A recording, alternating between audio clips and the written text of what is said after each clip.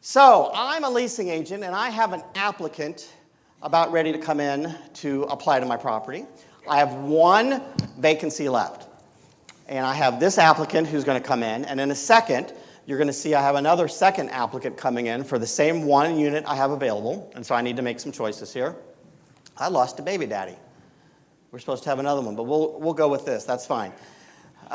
So these are my applicants. This is one applicant.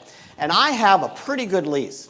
I have a lease that talks about peaceful and quiet enjoyment and no unauthorized occupants. I have a lot of things in there. And so as I'm looking at this applicant, if I'm analyzing this person and my lease, am I going to have any problems? Is she going to meet my criteria of being able to live up to my lease? And I'm looking here and I'm thinking, oh my gosh, there's going to be spillage and there's going to be dangers and people and there's going to be noises because we're going to have those noises. Peaceful and quiet enjoyment. We're going to have somebody living there, which is going to be a problem. There's going to be those noises again. We're going to have toys being spilled all over the place. Did anybody like their Facebook page and get the $50? I'll tell you about that game, but there's $50 there. There's going to be projectile vomiting. Oh my gosh. And there's going to be fights. He's living here too. There's going to be more fights and noises and messes, and it's just an awful God mess. Shut up. Jeez, who would want that applicant? I'm looking at my lease. There's clearly going to be violations of peaceful and quiet enjoyment, unauthorized occupant. These guys are talking. Dangers, physical dangers. It is a holy mess because I've got it all in writing.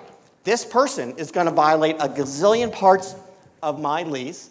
And then my next applicant, if you come on up, businesswoman here, my next applicant comes in the door. And I'm looking at my next applicant and look at this person. I'm looking for baggage. I don't see any baggage at all, do you? She's here. She's dressed nicely. She has a very nice 1980s cell phone. I'm looking at my lease. She's not going to be violating anything in my lease. No peaceful, quiet enjoyment violations, unauthorized occupants, fighting people, projectile vomiting, or toys on the floor. So I can lease to her instead, right? Well, wrong. Because, step aside. Thank you, stay right there. Because baby mama beat her. Sorry. It's all too comfortable. Baby mama beat her in first. It is a fair housing violation for me to say that I think or even know that she's going to violate my lease because of these things that are protected.